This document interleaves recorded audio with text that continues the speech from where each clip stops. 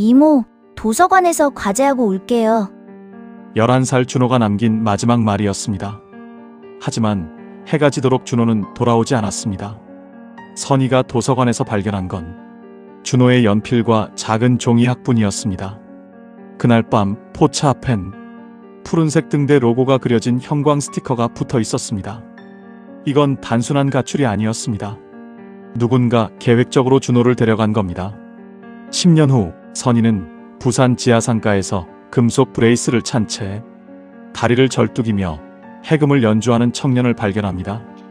왼손으로 활을 잡고 왼손 엄지에 작은 흉터가 있는 청년. 하지만 청년은 선희를 모른다고 합니다. 10년 동안 준호에게 무슨 일이 있었던 걸까요? 과연 선희는 진실을 밝히고 준호를 되찾을 수 있을까요? 이야기 시작하기 전 무료 버튼인 구독과 좋아요 부탁드립니다. 알림 설정도 해두시면 새로운 영상이 올라올 때마다 제일 먼저 시청하실 수 있어요.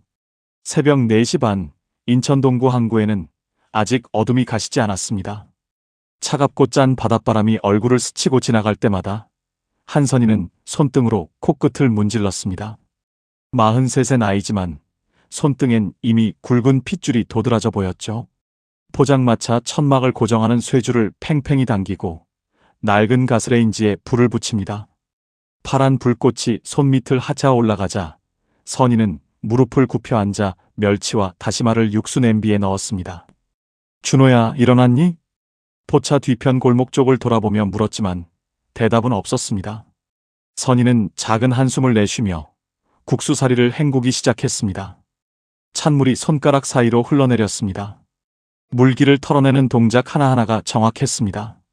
3년이란 시간 동안 이 새벽 풍경은 한선희에게 일상이 되어버렸습니다. 언니가 세상을 떠난 건 1988년 가을이었습니다.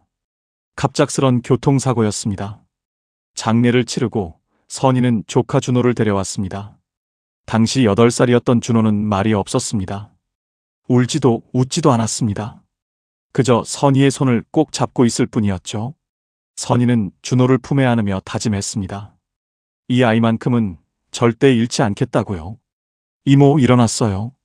뒤에서 준호의 목소리가 들렸습니다. 11살이 된 준호는 여전히 말수가 적었습니다.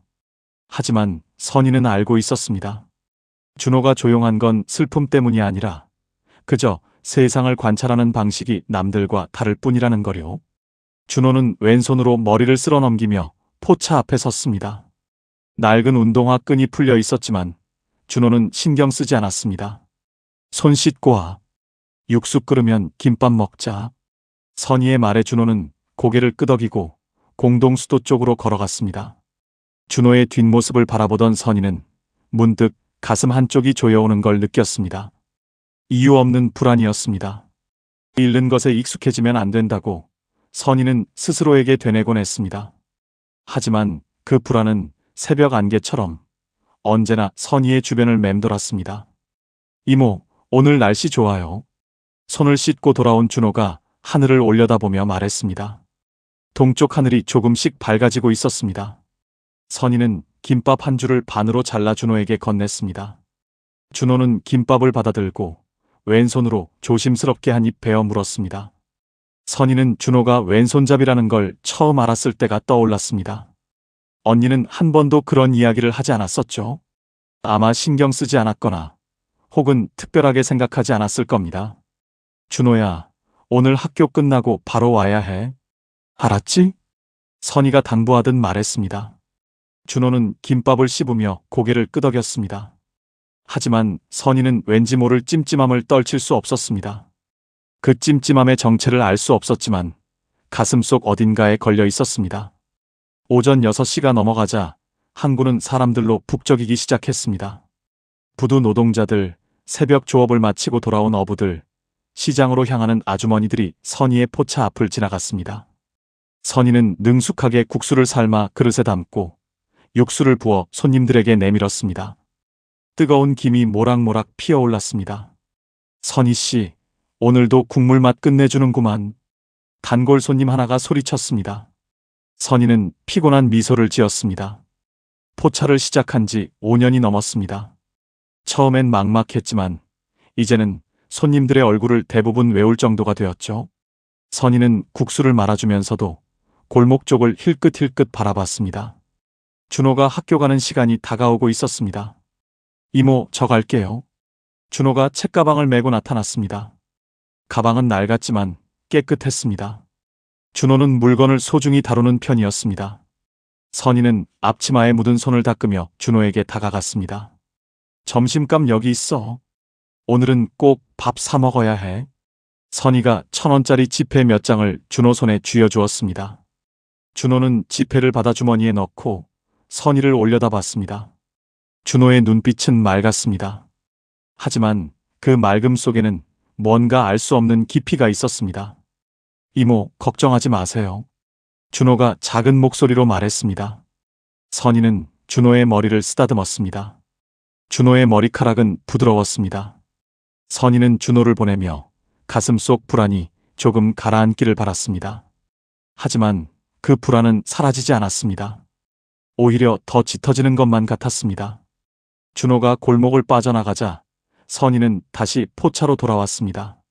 손님들이 빈 그릇을 내밀었고 선희는 그릇을 치우며 새 주문을 받았습니다. 일상은 계속되었습니다. 하지만 그날따라 선희의 손놀림은 조금 더 서둘러진 것 같았습니다. 오전 10시쯤 손님이 뜸해졌을 때였습니다.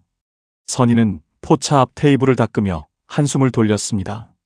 그때 누군가 포차 쪽으로 다가오는 기척이 느껴졌습니다. 선희가 고개를 들자 낯선 남자가 서 있었습니다. 남자는 중절모를 쓰고 있었고 손에는 작은 카메라를 들고 있었습니다. 실례합니다. 이 포차 사진 좀 찍어도 될까요? 남자의 목소리는 정중했습니다. 선희는 잠시 망설였습니다. 사진을 찍는다는 게 무슨 의미인지 알 수 없었지만 굳이 거절할 이유도 없었습니다. 그러세요. 선희가 짧게 대답했습니다. 남자는 고개를 숙여 인사하고 카메라를 들어 포차를 찍기 시작했습니다. 셔터 소리가 몇 번 울렸습니다. 선희는 그 모습을 멍하니 바라봤습니다. 남자는 사진을 다 찍고 나서 다시 한번 고개를 숙이더니 돌아섰습니다. 그리고 인파 속으로 사라졌습니다. 선희는 남자의 뒷모습을 바라보다가 문득 이상한 느낌을 받았습니다. 남자가 찍은 건 포차만이 아니었습니다. 포차 뒤편 골목, 준호가 다니는 길도 함께 찍혔을 겁니다. 선희는 가슴이 철렁 내려앉는 걸 느꼈습니다. 하지만 남자는 이미 사라진 뒤였습니다. 그날 오후, 선희는 포차를 정리하며 준호가 돌아오기를 기다렸습니다. 학교는 4시에 끝났고 준호는 보통 4시 30분쯤 포차로 돌아왔습니다. 선희는 시계를 힐끗 보며 국수면을 정리했습니다. 오늘따라 시간이 더디게 가는 것만 같았습니다. 포차를 닫고 선희는 골목 입구에 서서 준호를 기다렸습니다. 해가 서쪽으로 기울어지고 있었습니다. 항구의 소음은 점점 잦아들었습니다. 선희는 팔짱을 끼고 골목을 바라봤습니다. 준호가 나타나야 할 시간이었습니다. 그날 저녁 준호의 방 책상 위에는 공책 한 권이 펼쳐져 있었습니다. 선희는 그 공책을 보며 잠시 멈칫했습니다. 공책 페이지에는 준호가 그린 나침반 스케치가 있었습니다. 나침반은 정교했습니다. 왼손으로 그렸다고 믿기 어려울 만큼 세밀했죠. 그리고 공책 모서리에는 작은 종이약이 접혀 있었습니다. 선희는 종이약을 집어들었습니다. 종이약은 가벼웠지만 선희의 손에선 묵직하게 느껴졌습니다. 선희는 공책을 덮으며 창밖을 바라봤습니다. 항구에는 어둠이 내려앉고 있었습니다. 불빛들이 하나둘 켜지기 시작했습니다. 선희는 준호가 고향의 봄을 흥얼거리던 모습을 떠올렸습니다. 그 노래는 준호가 가장 좋아하는 노래였습니다. 언니도 그 노래를 좋아했었죠. 선희는 가슴속 불안이 점점 커지는 걸 느꼈습니다. 오늘 아침 느꼈던 그 불안이 이제 현실이 되려는 것만 같았습니다. 선희는 공책을 꼭 안고 준호가 돌아오기를 기다렸습니다. 하지만 준호는 돌아오지 않았습니다. 4시 반이 지났습니다. 선희는 포차 앞에서 골목 쪽을 바라봤습니다. 준호가 보이지 않았습니다. 5시가 되었고 해가 점점 낮아지고 있었습니다. 선희는 앞치마를 벗으며 가슴속 불안이 목구멍까지 치밀어 오르는 걸 느꼈습니다. 더 이상 기다릴 수 없었습니다. 준호야. 선희는 골목 안쪽으로 걸어 들어가며 준호의 이름을 불렀습니다. 목소리가 골목벽에 부딪혀 메아리 쳤습니다. 대답은 없었습니다. 선희는 골목을 빠져나와 학교 방향으로 발걸음을 옮겼습니다. 심장이 빠르게 뛰었습니다. 손바닥에 땀이 배어났습니다. 학교 정문은 이미 닫혀 있었습니다. 선희는 철문을 잡고 안을 들여다봤습니다. 운동장은 텅 비어 있었습니다. 석양빛이 교실 창문에 반사되어 눈부셨습니다. 선희는 철문을 흔들었지만 문은 꿈쩍도 하지 않았습니다. 혹시 우리 조카 못 보셨어요? 11살 남자애인데 키가 이만큼. 선희는 학교 앞을 지나가는 사람들을 붙잡고 물었습니다. 하지만 모두 고개를 저었습니다. 아무도 준호를 보지 못했습니다. 선희는 다시 골목으로 돌아와 이번엔 도서관 방향으로 뛰기 시작했습니다. 준호가 오늘 아침 뭐라고 했었죠? 도서관에서 과제를 하고 오겠다고 했습니다. 도서관은 학교에서 15분 거리에 있었습니다. 선희는 숨을 헐떡이며 도서관 계단을 올라갔습니다. 무릎이 후들거렸지만 멈출 수 없었습니다. 도서관 문을 밀고 들어서자 책 냄새와 형광등 불빛이 선희를 맞이했습니다. 실례합니다. 혹시 우리 조카 봤는지 여쭤봐도 될까요? 선희가 사서에게 다가가 물었습니다. 사서는 안경을 고쳤으며 선희를 바라봤습니다. 어떻게 생긴 아이인데요? 11살이고요. 왼손잡이에요. 오늘 학교 끝나고 여기 와서 과제한다고 했거든요. 사서는 잠시 생각하더니 고개를 가로저었습니다. 오늘 초등학생은 별로 없었는데요. 오후에 중학생 몇 명 왔다가 갔고요. 선희의 얼굴이 하얗게 질렸습니다. 도서관에도 오지 않았단 말입니까? 그럼 준호는 대체 어디로 간 걸까요? 혹시 열람실 확인해 봐도 될까요? 선희가 떨리는 목소리로 물었습니다. 사서는 고개를 끄덕이며 선희를 안내했습니다. 열람실 문을 열자 몇몇 사람들이 책상에 앉아 공부하고 있었습니다. 선희는 구석구석을 살폈습니다. 준호는 없었습니다. 선희가 열람실을 나서려는 순간 창가 자리 책상 위에 뭔가 놓여 있는 게 보였습니다. 선희는 다가가 그것을 집어들었습니다. 연필이었습니다. 준호가 쓰던 연필이었습니다. 연필 끝은 뾰족하게 깎여 있었고 몸통에는 준호의 이름이 새겨져 있었습니다. 선희의 손이 떨렸습니다. 이거 우리 조카 거예요. 선희가 사서에게 연필을 보여주었습니다. 사서는 연필을 보더니 난감한 표정을 지었습니다. 그럼 여기 왔었나 보네요. 근데 언제 나갔는지는 모르겠어요. 제가 자리를 비울 때도 있어서요. 선희는 책상 위를 더 살폈습니다. 연필 옆에는 작은 종이약이 접혀 있었습니다. 선희는 종이약을 조심스럽게 집어들었습니다. 접힌 방식이 준호가 늘 접던 방식이었습니다. 선희는 가슴이 미어지는 것 같았습니다. 준호가 여기 있었습니다. 분명히 여기 있었는데 지금은 없었습니다. 혹시 아이가 누구랑 함께 있었는지 기억나세요? 선희가 다시 물었습니다. 사서는 고개를 저었습니다. 죄송해요. 오늘 사람이 많아서 일일이 기억이 안 나요. 선희는 도서관을 나와 주변을 둘러봤습니다. 도서관 근처에는 만화방과 오락실이 있었습니다. 혹시 준호가 거기 갔을까요? 선희는 만화방으로 뛰어들어갔습니다. 주인 아주머니, 혹시 우리 조카 못 봤어요? 만화방 주인은 담배 연기를 내뿜으며 선희를 쳐다봤습니다. 무슨 애? 11살 남자예요. 키가 작고 왼손잡이고요. 아, 오늘 애들 별로 안 왔는데. 오후엔 중학생 둘만 왔다 갔어. 선희는 오락실로 달려갔습니다. 오락실은 소음으로 가득했습니다. 게임기 소리, 아이들의 환호성, 동전 떨어지는 소리가 뒤섞여 있었습니다. 선희는 오락실 안을 샅샅이 살폈습니다. 준호는 없었습니다. 사장님, 혹시 우리 조카 못 봤어요? 오락실 사장은 껌을 씹으며 고개를 저었습니다. 애들이 워낙 많이 와서 일일이 몰라요. 근데 초딩은 오늘 별로 없었는데. 선희는 오락실을 나와 길거리에 주저앉고 싶었습니다. 다리에 힘이 풀렸습니다. 하지만 선희는 이를 악물고 일어났습니다. 아직 포기할 수 없었습니다. 준호를 찾아야 했습니다. 거리를 걷던 선희는 문득 전봇대에 붙은 전단지를 발견했습니다. 푸른등대 아동재단 장학생 설명회라는 문구가 눈에 들어왔습니다. 전단지에는 푸른색 등대 로고가 그려져 있었고 어려운 아이들에게 희망을 드립니다라는 문구가 적혀 있었습니다. 선희는 전단지를 뜯어 주머니에 넣었습니다. 혹시 준호가 이런 곳에 관심을 가졌을까요? 선희는 도서관 근처를 다시 한번 돌았습니다. 골목마다, 상점마다 들어가 준호를 찾았습니다. 하지만 준호는 어디에도 없었습니다. 해가 완전히 지고 거리에 가로등이 켜졌습니다. 선희는 파출소로 향했습니다. 파출소 문을 열고 들어서자 경찰관 2명이 책상에 앉아 있었습니다. 선희는 숨을 고르며 말했습니다. 신고하러 왔습니다. 우리 조카가 사라졌어요. 경찰관 하나가 고개를 들었습니다. 언제 사라졌는데요? 오늘 오후요. 학교 끝나고 도서관 간다고 했는데 지금까지 안 들어왔어요. 경찰관은 메모지를 꺼내며 물었습니다. 나이가 어떻게 되죠? 11살이요. 경찰관은 펜을 내려놓으며 한숨을 쉬었습니다. 11살이면 아직 어린데. 근데 보통 이 나이 애들은 가출하는 경우가 많아요. 친구 집에 놀러 갔거나 학원 갔거나. 아니에요. 우리 준호는 그런 애가 아니에요. 친구도 많지 않고 학원도 안 다녀요. 뭔가 잘못된 거예요. 선희의 목소리가 떨렸습니다. 경찰관은 난감한 표정을 지었습니다.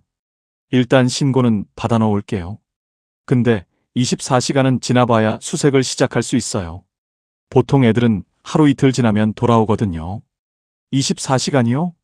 그럼 내일 저녁까지 기다려야 한다는 거예요? 선희의 목소리가 높아졌습니다. 경찰관은 손을 들어 선희를 진정시키려 했습니다. 진정하세요. 일단 조카분 인상착이랑 특징 좀 알려주세요. 주변에 연락 돌려볼게요. 선희는 준호의 특징을 하나하나 말했습니다. 왼손잡이라는 것, 키가 작다는 것, 조용한 성격이라는 것. 경찰관은 메모하며 고개를 끄덕였습니다. 알겠습니다. 내일까지 소식 없으면 다시 연락 주세요. 선희는 파출소를 나와 다시 거리로 나왔습니다. 밤 공기가 차가웠습니다. 선희는 팔짱을 끼고 포차로 돌아왔습니다. 포차는 그대로 있었습니다. 하지만 준호는 없었습니다. 선희는 포차 앞에 서서 주변을 둘러봤습니다. 그때 포차 천막 기둥에 뭔가 붙어 있는 게 보였습니다. 선희는 다가가 그것을 떼어냈습니다. 형광 스티커였습니다. 스티커에는 푸른색 등대 로고가 그려져 있었습니다. 도서관 근처에서 봤던 전단지와 똑같은 로고였습니다. 선희의 손이 떨렸습니다. 이건 우연이 아니었습니다. 누군가 일부러 이 스티커를 붙인 겁니다. 선희는 스티커를 주머니에 넣고 포차 안으로 들어갔습니다. 가슴이 두근거렸습니다. 불안이 아니라 분노였습니다. 선희는 전단지와 스티커를 책상 위에 올려놓고 바라봤습니다. 푸른등대 아동재단. 선희는 이 이름을 기억해야 했습니다. 준호가 어디 있는지, 누가 데려갔는지 선희는 반드시 알아내야 했습니다. 밤은 깊어갔습니다. 선희는 준호의 방 앞에 서서 문을 바라봤습니다. 문을 열고 싶지 않았습니다. 문을 열면 준호가 없다는 현실을 다시 마주해야 했으니까요. 하지만 선희는 문을 열었습니다. 준호의 방은 조용했습니다. 책상 위에는 공책이 펼쳐져 있었고 나침반 스케치와 종이약이 그대로 있었습니다. 선희는 침대에 앉아 준호의 베개를 안았습니다. 베개에서 준호의 냄새가 났습니다. 선희는 눈물이 날 것 같았지만 울지 않았습니다. 울 시간이 없었습니다. 준호를 찾아야 했습니다. 반드시 찾아야 했습니다. 창밖으로 항구의 불빛이 보였습니다. 선희는 불빛을 바라보며 다짐했습니다. 준호를 잃지 않겠다고. 절대로 잃지 않겠다고. 2001년 9월 부산 부평 지하상가. 10년이 흘렀습니다. 한선희는 53이 되었습니다. 머리에 흰머리가 섞였고 눈가에 주름이 깊어졌습니다. 선희는 지하상가 계단을 내려가며 가방끈을 고쳐주었습니다. 오늘은 원재료를 떼러 부산까지 내려온 날이었습니다. 인천보다 가격이 저렴했거든요. 10년 동안 선희는 준호를 찾아 헤맸습니다. 경찰은 수색을 했지만 아무것도 찾지 못했습니다.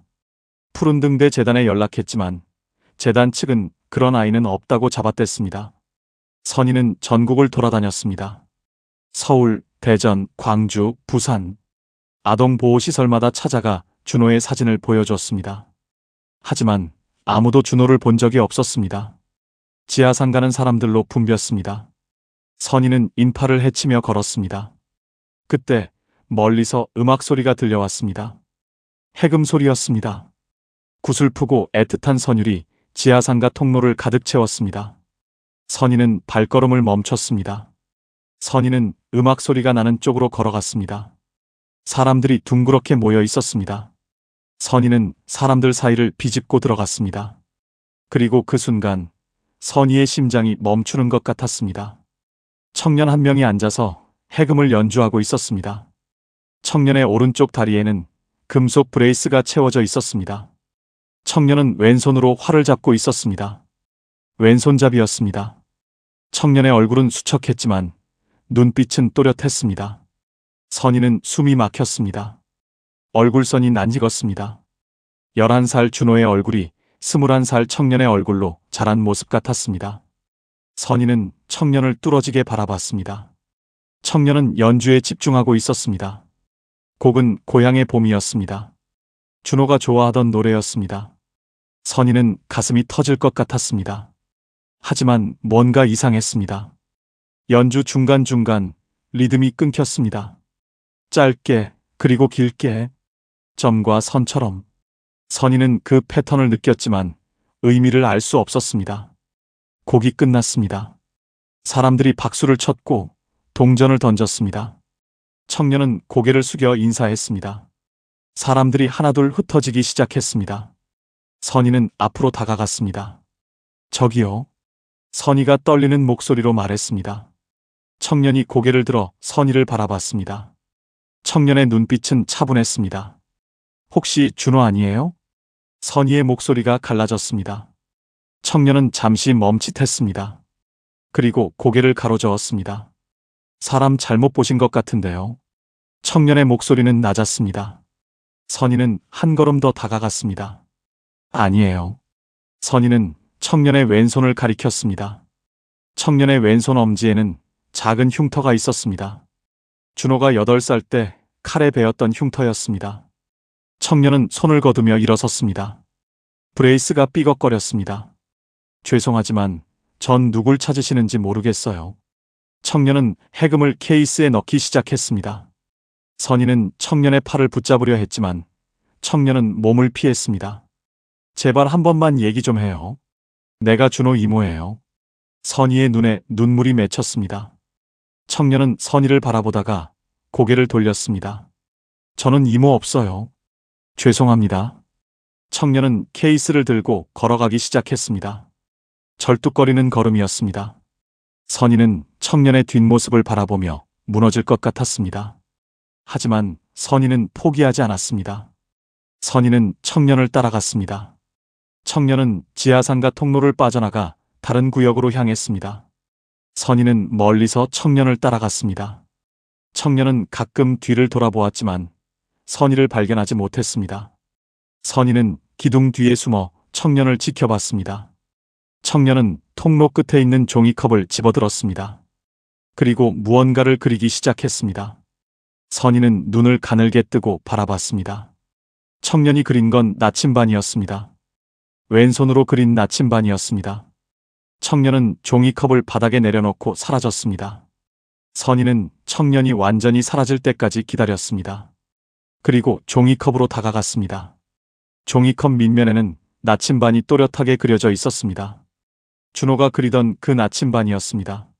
선희는 종이컵을 들고 가슴에 안았습니다. 10년 만에 처음으로 선희는 준호가 살아있다는 확신을 가졌습니다. 준호는 살아있었습니다. 하지만 뭔가 잘못되어 있었습니다. 준호는 선희를 모른다고 했습니다. 아니, 모른 척했습니다. 선희는 고개를 들어 주변을 둘러봤습니다. 그때 뒤편 기둥 뒤에서 누군가 움직이는 게 보였습니다. 남자였습니다. 남자는 무전기를 귀에 대고 있었습니다. 선희와 눈이 마주치자 남자는 재빨리 몸을 돌려 사라졌습니다. 선희는 심장이 쿵쾅거렸습니다. 누군가 청년을 감시하고 있었습니다. 아니, 선희까지 감시하고 있었던 겁니다. 선희는 종이컵을 가방에 넣고 남자가 사라진 방향을 바라봤습니다. 선희는 알았습니다. 이건 시작일 뿐이라는 걸. 준호를 찾았지만 진짜 싸움은 지금부터라는 걸. 선희는 주먹을 꽉 쥐었습니다. 10년 동안 잃어버렸던 준호를 이제 다시 잃을 수 없었습니다. 절대로. 선희는 이틀 동안 부산에 머물렀습니다. 사흘째 되는 날 오후 청년이 다시 나타났습니다. 선희는 멀리서 청년을 지켜봤습니다. 연주가 끝나자 청년은 케이스를 들고 일어났습니다. 선희는 청년을 따라갔습니다. 청년은 버스 정류장 근처에서 멈춰 섰습니다. 잠시 후 흰색 승합차 한 대가 다가왔습니다. 승합차 옆면에는 푸른색 등대 로고가 그려져 있었습니다. 선희의 심장이 철렁 내려앉았습니다. 푸른 등대 재단이었습니다. 청년은 차에 올라탔습니다. 차 안에는 다른 사람들도 있었습니다. 10명 정도 되어 보였습니다. 선희는 택시를 잡아탔습니다. 저 흰색 승합차 따라가 주세요. 승합차는 부산 외곽으로 향했습니다. 20분쯤 달렸을까요? 승합차는 폐교 앞에 멈춰 섰습니다. 녹슨 철문, 깨진 유리창, 벗겨진 페인트. 청년과 다른 사람들이 차에서 내렸습니다. 선희는 담벼락 뒤에 숨어 지켜봤습니다. 사람들은 폐교 건물 안으로 들어갔습니다. 선희는 폐교 주변을 돌며 건물을 살폈습니다. 뒷문이 있었습니다. 문은 잠겨 있지 않았습니다. 선희는 조심스럽게 문을 밀고 안으로 들어갔습니다. 복도는 어두웠습니다. 먼지 냄새와 곰팡이 냄새가 났습니다. 복도 끝에서 불빛이 새어나왔습니다. 선희는 불빛 쪽으로 다가갔습니다. 교실 문이 반쯤 열려 있었습니다. 선희는 문틈으로 안을 들여다봤습니다. 하루 목표 수익 20만 원. 미달시 휴식 제한. 게시판에 붙은 종이가 보였습니다. 선희는 숨이 막혔습니다. 게시판 옆에는 일정표가 붙어 있었습니다. 지하상가, 지하철 환승역, 버스터미널. 공연 위치와 시간이 빼곡하게 적혀 있었습니다. 이건 장학 프로그램이 아니었습니다. 아이들을 이용한 착취였습니다. 누구세요? 뒤에서 목소리가 들렸습니다. 선희는 깜짝 놀라 돌아봤습니다. 젊은 여자가 서 있었습니다. 21~22살 정도 되어 보였습니다. 여자는 선희를 경계하는 눈빛으로 바라봤습니다. 죄송합니다. 제가 길을 잘못 들어서. 여긴 관계자 외 출입 금지예요. 여자는 주변을 둘러보더니 선희를 복도 구석으로 데려갔습니다. 저는 정미아예요. 여기 갇혀 있어요. 도망칠 기회를 찾고 있고요.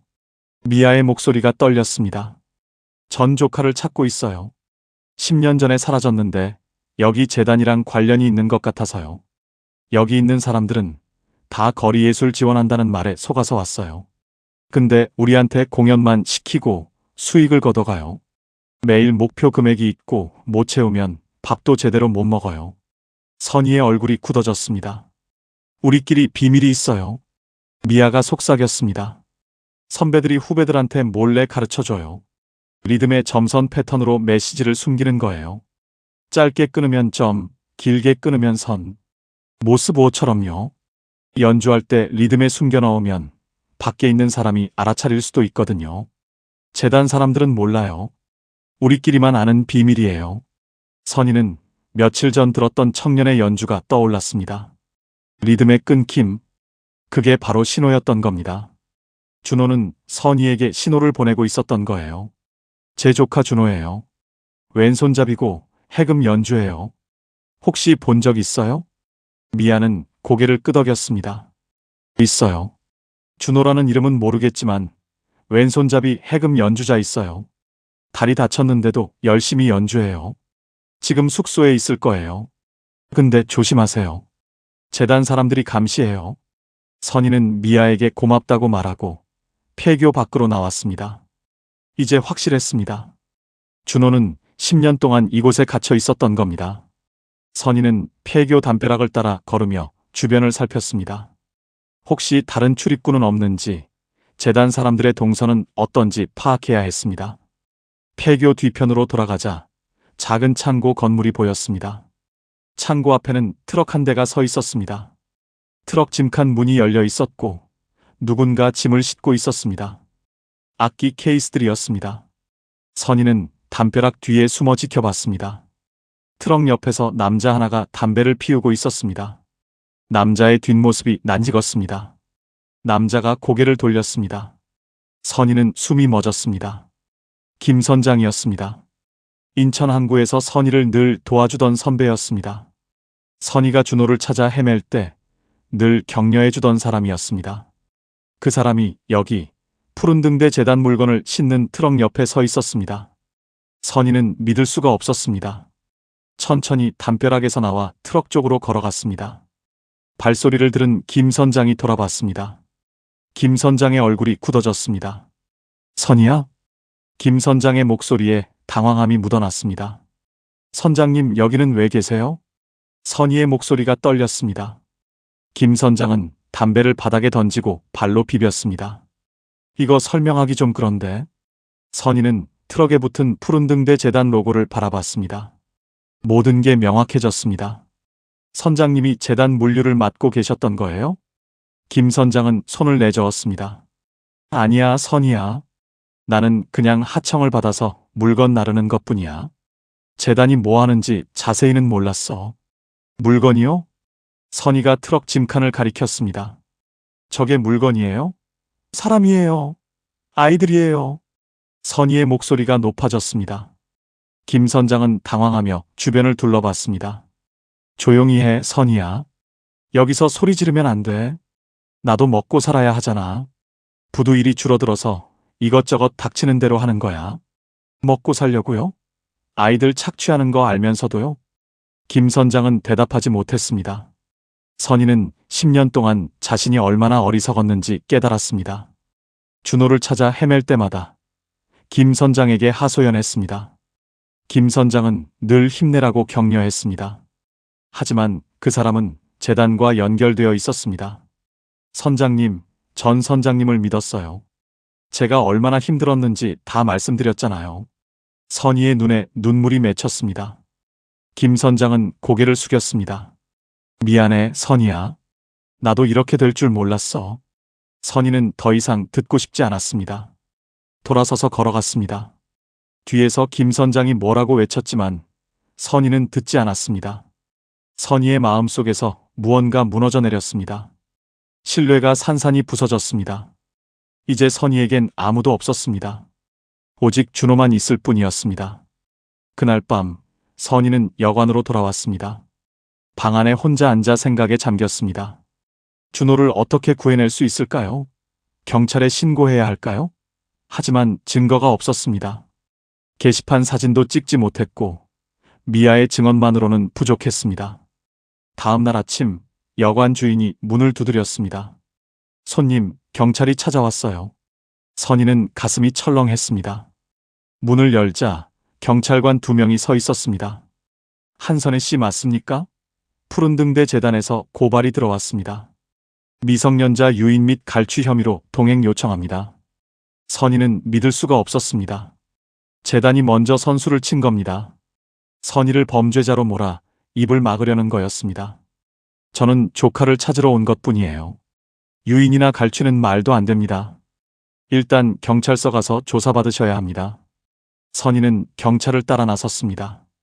경찰서로 가는 길 선희의 머릿속은 복잡했습니다. 이대로 끌려가면 준호를 구할 수 없었습니다. 경찰서 조사실에서 2시간을 보냈습니다. 선희는 자초지종을 설명했지만 경찰은 믿지 않는 눈치였습니다.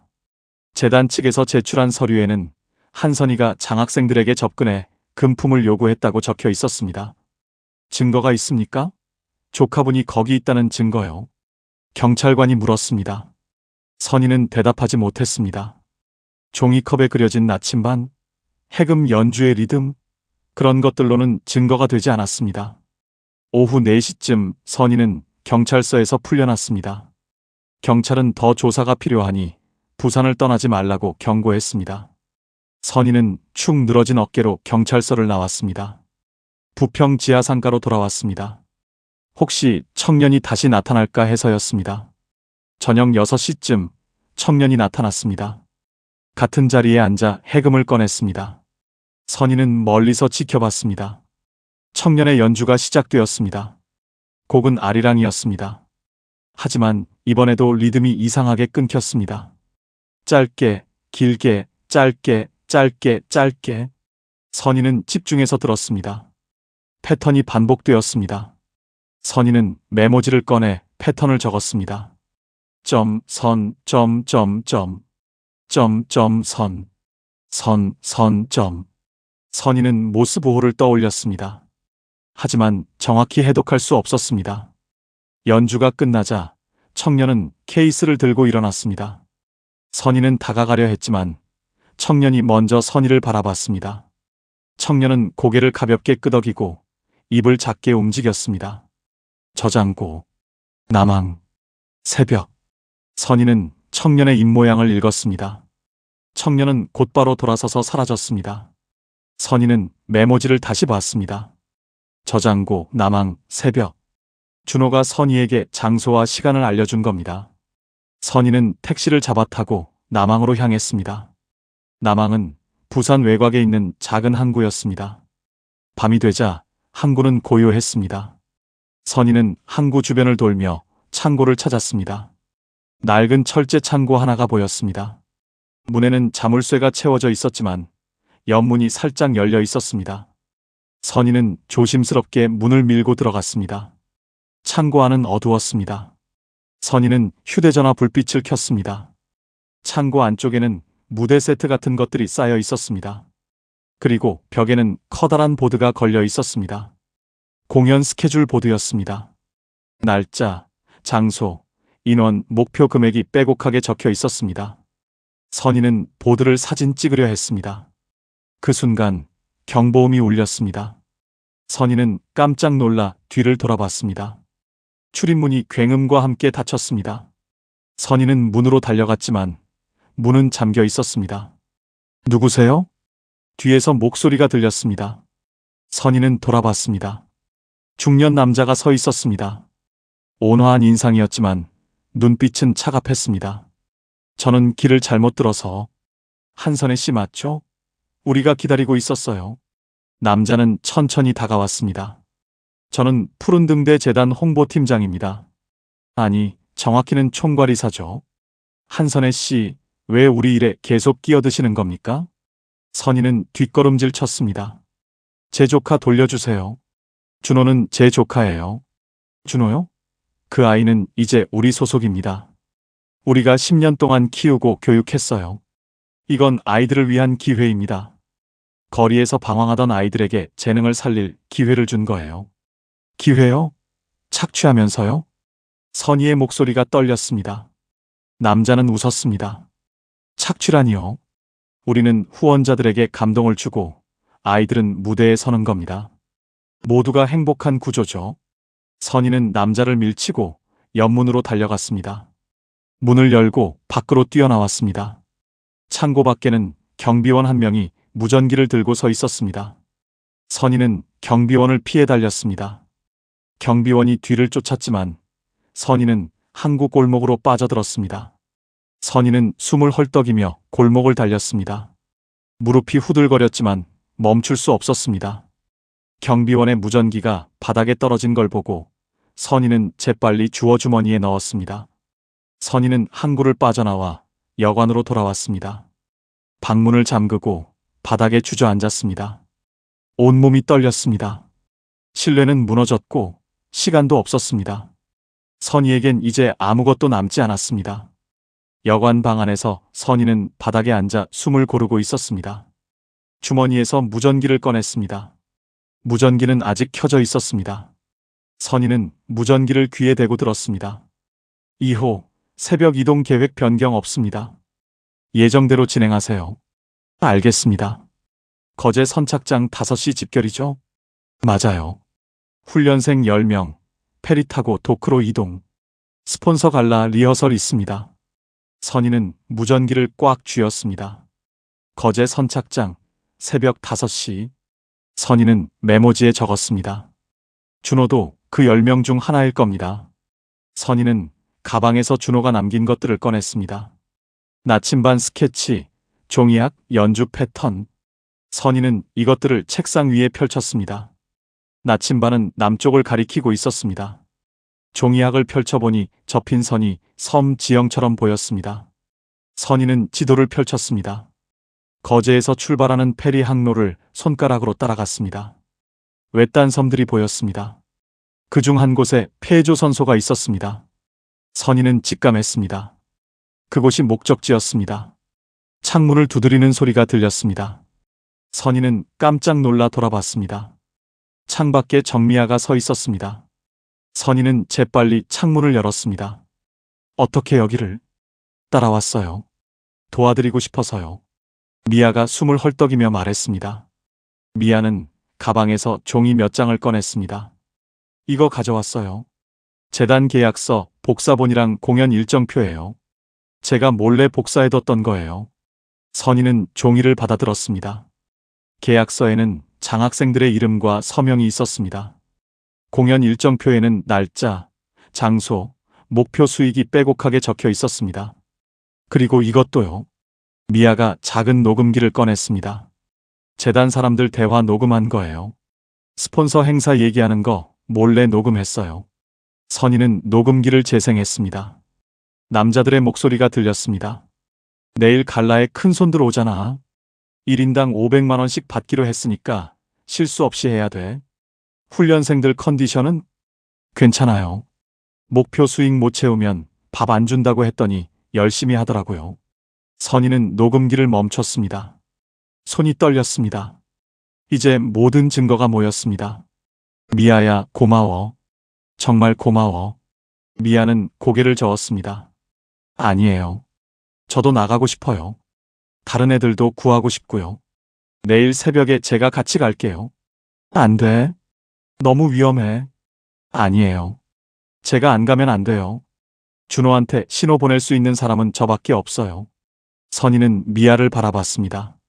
미아의 눈빛은 확고했습니다. 알았어. 같이 가자. 선희는 모든 증거를 가방에 넣었습니다.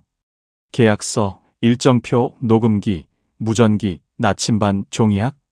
선희는 경찰서 전화번호를 메모했습니다. 그리고 항만경비대 번호도 적었습니다. 창밖으로 해가 떠오르고 있었습니다. 선희는 미아와 함께 창밖을 바라봤습니다. 준호야, 이모가 간다. 조금만 기다려. 10년 만에 선희는 처음으로 희망을 느꼈습니다. 이제 혼자가 아니었습니다. 새벽 4시 선희와 미아는 거제 선착장에 도착했습니다. 어둠 속에서 흰색 승합차가 보였습니다. 선희는 미아와 함께 부두창고 뒤에 숨었습니다. 승합차에서 사람들이 내렸습니다. 준호도 보였습니다. 해금 케이스를 든 준호의 모습에 선희는 가슴이 먹먹했습니다. 하지만 지금은 참아야 했습니다. 김 선장의 트럭도 도착했습니다. 재단 총괄이사도 차에서 내렸습니다. 선희는 휴대전화를 꺼내 경찰서에 전화했습니다. 지금 거제 선착장입니다. 푸른등대 재단이 아이들을 페리에 태우려 하고 있어요. 폐조선소 도크로 간다고 합니다. 증거가 있습니까? 녹음, 계약서, 일정표 다 있습니다. 제발 빨리 와주세요. 선희는 위치를 알려주고 전화를 끊었습니다. 항만경비대에도 연락했습니다. 이제 기다리는 것만 남았습니다. 페리가 선착장에 도착했습니다. 아이들이 줄지어 페리에 올라탔습니다. 선희와 미아도 몰래 따라 올라탔습니다. 페리 화물칸에 숨었습니다. 페리는 바다를 가로질러 갔습니다. 30분쯤 지났을까요? 페리가 멈췄습니다. 선희는 조심스럽게 밖을 내다봤습니다. 폐조선소 도크였습니다. 거대한 철골 구조물이 어둠 속에 우뚝 서 있었습니다. 아이들이 페리에서 내렸습니다. 재단 사람들이 아이들을 도크 안으로 안내했습니다. 선희와 미아는 멀리서 따라갔습니다. 도크 안에는 임시 무대가 설치되어 있었습니다. 조명, 의자, 음향 장비. 총괄이사가 아이들 앞에 섰습니다. 오늘은 리허설입니다. 내일 후원자분들 앞에서 최고의 공연을 보여줘야 합니다. 실수하면 안 됩니다. 아이들은 고개를 숙였습니다. 준호도 그 중 하나였습니다. 선희는 무대 뒤편으로 돌아갔습니다. 미아가 속삭였습니다. 저기 보세요. 준호가 케이스를 놓고 있어요. 준호는 해금 케이스를 무대 뒤에 내려놓았습니다. 그리고 주변을 살피더니 케이스를 살짝 열었습니다. 케이스 이중 바닥이 보였습니다. 준호는 그 안에서 서류 몇 장을 꺼내 바닥에 놓았습니다. 선희는 기회를 엿봤습니다. 재단 사람들이 무대 앞에 모여 있을 때 선희는 재빨리 무대 뒤로 다가갔습니다. 서류를 집어들었습니다. 계약서 원본, 이체 내역, 상세 일정표였습니다. 준호가 뒤를 돌아봤습니다. 선희와 눈이 마주쳤습니다. 준호의 눈빛이 흔들렸습니다. 선희는 입모양으로 말했습니다. 이모야? 준호는 고개를 끄덕였습니다. 눈물이 준호의 눈가에 맺혔습니다. 하지만 준호는 참았습니다. 그리고 작게 입모양을 만들었습니다. 준비됐어요. 선희는 서류를 가방에 넣고 물러났습니다. 그 순간 도크 밖에서 사이렌 소리가 들렸습니다. 경찰과 항만경비대가 도착한 겁니다. 총괄이사의 얼굴이 굳었습니다. 뭐야? 누가 신고했어? 재단 사람들이 당황하며 밖으로 뛰어나갔습니다. 선희는 미아에게 신호를 보냈습니다. 미아는 무대로 뛰어 올라갔습니다. 지금이야. 모두 연주 시작해. 아이들이 악기를 들었습니다. 준호도 해금을 잡았습니다. 그리고 연주가 시작되었습니다. 하지만 이번엔 달랐습니다. 리듬이 모두 점과 선으로 끊겼습니다. 모스보호였습니다. 짧게, 길게, 짧게. 도크 전체에 연주 소리가 울려 퍼졌습니다. 재단 사람들은 혼란에 빠졌습니다. 경비원들이 어디로 가야 할지 몰라 우왕좌왕했습니다. 선희는 도크 밖으로 뛰어나갔습니다. 경찰들이 도크 입구에 서 있었습니다. 안에 아이들 있어요. 재단 사람들이 통제하고 있어요. 선희는 가방에서 모든 증거를 꺼냈습니다. 경찰은 증거를 확인하고 도크 안으로 들어갔습니다. 도크 안에서 아이들의 연주는 계속되었습니다. 그 소리는 자유를 향한 외침이었습니다. 경찰은 도크 안으로 들어갔습니다. 재단 총괄이사와 관계자들이 체포되었습니다. 김 선장도 경찰에 연행되었습니다. 선희는 그 모습을 지켜봤습니다. 슬프지만 당연한 결과였습니다. 아이들은 무대에서 내려왔습니다. 준호가 선희에게 천천히 다가왔습니다. 브레이스를 찬 다리를 질질 끌며 걸어왔습니다. 선희는 준호를 꽉 안았습니다. 이모. 준호의 목소리가 떨렸습니다. 10년 만에 듣는 목소리였습니다. 선희는 눈물을 참지 못했습니다. 준호야, 미안해. 이모가 너무 늦었어. 아니에요. 이모가 찾아줬잖아요. 준호도 울었습니다. 10년 동안 참았던 눈물이 쏟아졌습니다. 경찰은 선희에게 조사를 받겠다고 했습니다. 선희는 모든 걸 진술했습니다. 준호가 사라진 날부터 10년 동안 찾아 헤맨 이야기까지. 정미아와 다른 아이들도 증언했습니다. 며칠 후 언론이 보도했습니다. 거리예술 장학생 프로그램의 민낯 제목이 신문 일면을 장식했습니다. 재단의 착취, 아이들의 고통, 모든 게 세상에 드러났습니다. 준호는 병원에서 치료를 받았습니다. 다리 수술과 심리 치료를 병행했습니다. 선희는 매일 병원을 찾았습니다. 준호 곁을 지켰습니다. 석 달 후 준호는 병원을 퇴원했습니다. 브레이스는 여전히 차고 있었지만 걸음이 훨씬 나아졌습니다. 선희는 준호와 함께 인천으로 돌아왔습니다. 포차는 그대로 있었습니다. 선희는 포차를 다시 열었습니다. 준호는 포차 옆 작은 방에서 지냈습니다. 선희는 포차 옆에 작은 공간을 마련했습니다. 거리의 아이들이 쉬고 공부할 수 있는 곳이었습니다. 준호는 조금씩 해금을 다시 잡았습니다. 이번엔 강요가 아니라 스스로 선택한 연주였습니다. 준호는 동네 아이들에게 해금을 가르치기 시작했습니다. 어느 날 저녁 준호가 선희에게 다가왔습니다. 손에 종이약을 들고 있었습니다. 이모, 이거 받아요. 선희는 종이약을 받았습니다. 종이약에 접힌 방향은 집을 가리키고 있었습니다. 준호야, 이제 우리 집이구나. 네. 이제 우리 집이에요. 선희는 준호를 안았습니다. 10년 동안 잃어버렸던 시간은 돌아오지 않았습니다. 하지만 이제부터는 달랐습니다. 우린 이제 잃어버린 걸 찾는 사람들이 아니야. 지키는 사람들이야. 준호는 고개를 끄덕였습니다. 몇 달 후 뉴스가 나왔습니다. 각 지자체에 거리 노동과 아동 공연 실태를 감시하는 모니터가 도입되었습니다. 항만과 지하상가에는 암호 신고 스티커가 붙었습니다. 점과 선 문양이 그려진 스티커였습니다. 선희는 포차 앞에서 국수를 끓이며 하늘을 바라봤습니다. 바다 안개가 걷히고 있었습니다. 항구의 아침 햇살이 비쳤습니다. 준호는 방 안에서 해금을 연주했습니다. 이번엔 고향의 봄이었습니다. 리듬은 자유로웠습니다. 끊김도 신호도 없었습니다. 그저 평온한 멜로디만이 흘러나왔습니다. 선희는 미소 지었습니다. 누군가의 아침이 조금씩 밝아지고 있었습니다. 오늘 이야기 어떠셨나요? 영상이 마음에 와닿으셨다면 구독과 좋아요로 영상 제작에 큰 힘을 실어주세요. 이 이야기를 어디서 듣고 계신지 지역 이름이나 장소를 댓글로 남겨주시면 감사한 마음으로 인사드리겠습니다.